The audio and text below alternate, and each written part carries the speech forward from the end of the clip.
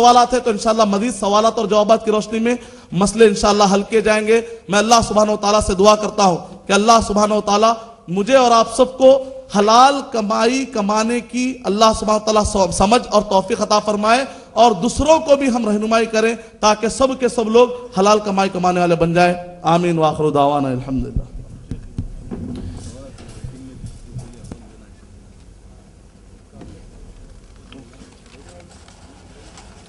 जज़ाकल्लाह खैर शेख अशरफ बशीर मदनी, आपने उसूली तौर पर और काफ़ी आसान तरीके से टॉपिक को समझाया है। इंशाअल्लाह अब हम सवालात और जवाबात की नशिश लेते हैं।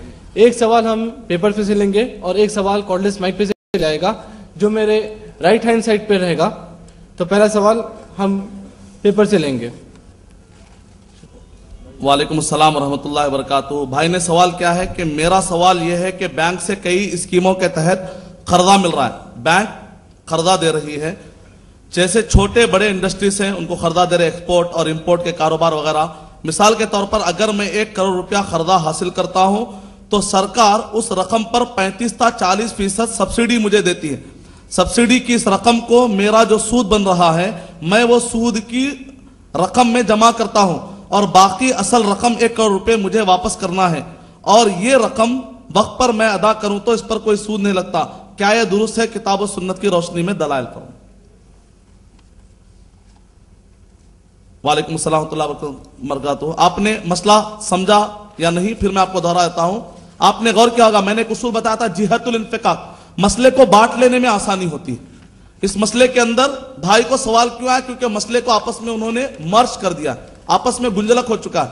सब्सिडीज एक अलग चीज है, गवर्नमेंट की तरफ से सुविधा मिल रही है। गवर्नमेंट ये कहती है कि चलो 40-50% जो पैसा आपने कहीं से भी खरीदा लिया है हम वो अदा करेंगे, क्योंकि गवर्नमेंट चाहती है कि आगे लाए, कारोबार करने वालों को आगे लाए। तो 40-50% गवर्नमेंट अदा कर रही है। तो अब दिमाग में ख्याल आया, हजरत इंसान के दिमाग में ख्याल आता है, क्योंकि इंसान तो हीला करने में बहुत आगे निकलता है। बनी इस्राइल भी हीला करने में बहुत आगे थे, हीला करने में आगे। तो उन्होंने कहा बैंक वाले भी खर्दा दे रहे हैं, सूदी खर्दा दे रहे, बैंक वाले भी खर्दा दे रहे, सूदी खर्दा दे रहे। तो बैंक वालों से वो लोग क्या करते हैं, 1 करोड़ का खर्दा ले लेते हैं। जाहिर बात है बैंक वाले बगैर सूद के खर्दा तो देते नहीं है, सूद पर ही खर्दा देंगे। यहां से सब्सिडी का जो पैसा मिल रहा है 50%, 40%, ये पैसा इनका इरादा क्या है, बैंक वालों ने जो सूद लगाया है वो सूद इससे अदा कर देंगे। तो इनके दिमाग में ख्याल क्या आएगा, हमारे दिमाग में ख्याल क्या आएगा, मैं थोड़े ही सूद अदा कर रहा हूं, गवर्नमेंट सूद अदा कर रही, मैं तो नहीं हूं, मैं तो बाल बाल बच गया। जैसे बात ऐसी नहीं है। सूद गवर्नमेंट से जो आपने मामलतदारी की ये अलग मामलतदारी हुई, बैंक से जो आपने मामलतदारी की अलग मामलतदारी हुई। गवर्नमेंट से आपको जो सब्सिडी का मिला ये तो अपनी जगह पर हलाल है, क्योंकि गवर्नमेंट क्या है, nothing but by the people, लोगों के जरिए से ही आपको, यानी कि हमारा ही माल स्कीमों के तहत पलटाया जा रहा है। ये तो बिल्कुल अलग डील हो गई। लेकिन जो आपने बैंक से डीलिंग की है कि मैं कर्जा लूंगा और इस पर सूद दूंगा, एक मुसलमान के लिए सूदी एतबार से कर्जा लेते हुए साइन करना जायज नहीं है। ये जो डीलिंग हुई है नाजायज, ये मसला अलग, ये मसला अलग। इसको इस तरह से मर्ज करने से मसला हल होने वाला नहीं है। उम्मीद का आपका जवाब मुकम्मल हो। जज़ाकल्लाह खैर। अगला सवाल हम माइक पे से लेंगे। मैं भाई से गुजारिश करता हूं कि वो अपना नाम और पेशा बताए सवाल करने से पहले। अस्सलाम वालेकुम रहमतुल्लाहि व बरकातुहू। मैं एक स्टूडेंट हूँ, पोस्ट ग्रेजुएशन कर रहा हूँ फार्मेसी में। आपका नाम है? शाहिद अंसारी। मेरा सवाल ये है कि फ़ै क्या है और सूद और फ़ै में फ़र्क है, वाज़ा करें। बाज़ हज़रात बैंक के सूद को फ़ै कहते हैं, बराए करम वाज़ा करें। वालेकुम अस्सलाम व रहमतुल्लाहि व बरकातुहू। भाई ने जानने की कोशिश की है कि सूद में और फ़ै में फ़र्क क्या है, और बाज़ लोगों ने फ़ै कहा, सूद फ़ै है कहा। उन्होंने फ़ै और माले गनीमत दो अलग अलग टर्मिनोलॉजी है। माले गनीमत का जिक्र आपको मिलेगा सूरह अनफाल, जो मुकम्मल सूरह है माले गनीमत, अनफाल गनीमत, सूरह अनफाल नंबर 8 के आयत नंबर 1 में। माले फ़ै का आपको जिक्र मिलेगा सूरह हशर नंबर 59 के आयत नंबर 5, 6 और 7 में। फ़ै का जिक्र उधर है, गनीमत, दोनों अलग अलग चीजें। माले गनीमत यह है कि जंग करने के बाद सामने वाला जो हथियार, जो भी माल छोड़कर चला जाता है, जंग हारने के बाद मुसलमान جو دشمن کا مال بٹور کے لا لیتے ہیں، اس کو مال غنیمت کہتے ہیں. جنگ ہونے سے پہلے ہی بھاگ گیا دشمن اپنا سامان چھوڑ کر.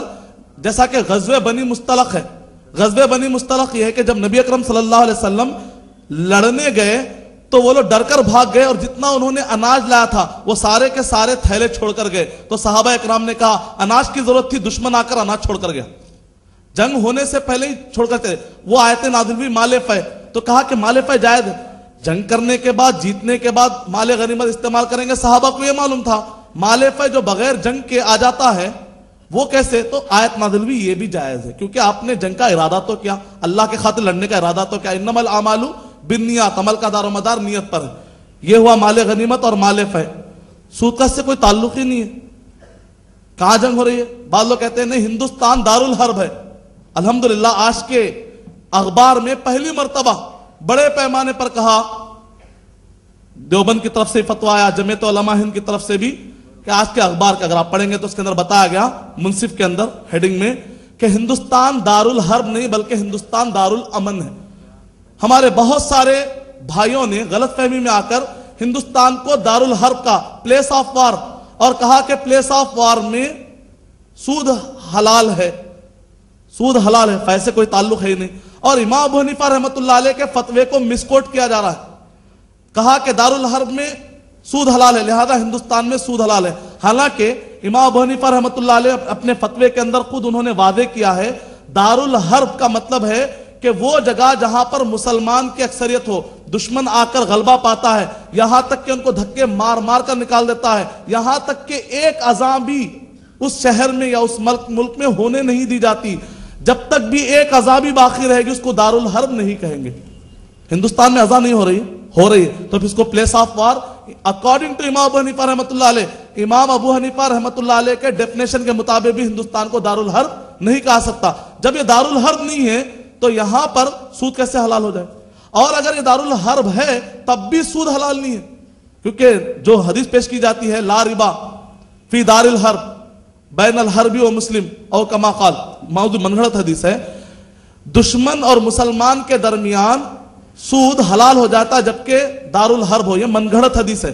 قرآن مجید کی کسی بھی آیت میں سود کو یہ نہیں کہا گیا کہ بعض جگہوں پر سود حلال ہو جاتا ہو. احادیث کے اتنے بڑے ذخیرے میں جو آتھنٹک احادیث ہے کہیں پر بھی یہ نہیں کہا گیا کہ مجبوری میں سود حلال ہو جاتا ہے.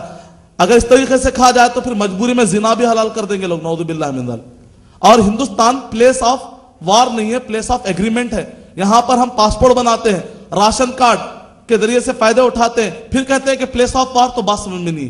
پلیس آف ایگریمنٹ ہے. پاسپورٹ بنانا، راشن کارڈ نکالنا، سائن کرنا اس بات کی دلیل ہے کہ ہم یہاں کے قوانین کو مانتے ہیں. سورہ مائدہ سورہ نمبر 5 کے آیت نمبر 1 میں اللہ سبحانہ وتعالی ارشاد فرما رہے ہیں یا ایھا الذین آمنوا اوفوا بالعقود، اے وہ لوگوں جو ایمان لائے ہو ایگریمنٹ کو پورا کرو. سورہ بنی اسرائیل سورہ نمبر 17 کے آیت نمبر 32 میں اللہ سبحانہ وتعالی کریں وَأَوْفُوا بِالْعَهْدِ إِنَّ الْعَهْدَ كَانَ مَسْئُولًا، عہدوں کو پورا کرو کیونکہ عہد قیامت کے دن پوچھا جائے گا. تو ہندوستان کے اندر ہم سارے کے سارے معاہدہ کر کے رہ رہے ہیں. صحیح بخاری والیوم نمبر 9 حدیث نمبر 49 نبی اکرم صلی اللہ علیہ وسلم نے ارشاد فرمایا من قتل معاہدا لم یری رائحۃ الجنہ، جس نے کسی بھی معصوم مسلمان ہو چاہے غیر مسلم ہو، جس نے کسی بھی معصوم معاہد ایگریمنٹ کرنے والے کی جان لے لی وہ جنت کی خوشبو تک بھی نہیں سنیں گے. امید کہ آپ کا جواب مکمل ہو. جزاک اللہ خیر. اگلا سوال ہم پیپر سے لیں گے. وعلیکم السلام ورحمۃ اللہ وبرکاتہ. دور حاضر میں مسلم نوجوان MBA اور BBM جیسے کورسز کر رہے ہیں. ظاہر ہے کہ یہ کورسز تجارت سے جڑے ہوئے ہیں، چنانچہ ان کو انشورنس کمپنیوں میں، فائنانس کمپنیوں میں اور بینکوں میں اور شراب کی کمپنیوں میں روزگار کے زیادہ موقع مہیا ہیں. یہ کہاں تک صحیح اور درست ہے بیان فرمائیے. اور ہماری درخواست ہے کہ اس کے علاوہ اور کون سی کمپنیوں میں ہم روزگار تلاش کریں، آگاہ فرمائیے. اللہ جزا خیر دے. وعلیکم السلام ورحمۃ اللہ وبرکاتہ. بہت اچھا سوال ہے. بہت سارے ہمارے بھائی مارکیٹنگ ڈپارٹمنٹ سے جڑ رہے، business relation management, PR maintain کرنا. MBA اور BBM نہیں کرنے والے بھی، BCom کرنے والے بھی آہستہ آہستہ پہلے اسمال لیول پر کام کرتے پھر اس کے بعد سینئر وہ مارکیٹنگ کرنے والے بن جاتے ہیں. یعنی کہ الحمدللہ آج کے دور میں مارکیٹنگ خود ایک بہترین روزگار بن چکا ہے.